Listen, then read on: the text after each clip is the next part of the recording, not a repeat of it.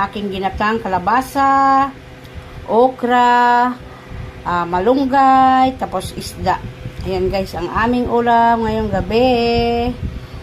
Ayan, ito naman kay ate, tosino.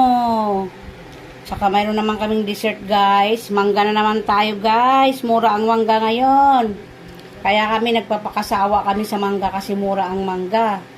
Pag mahal ang mangga, hindi tayo makabili. Kaya pag mura, bili lang tayo ng bili. Saka yun, saging.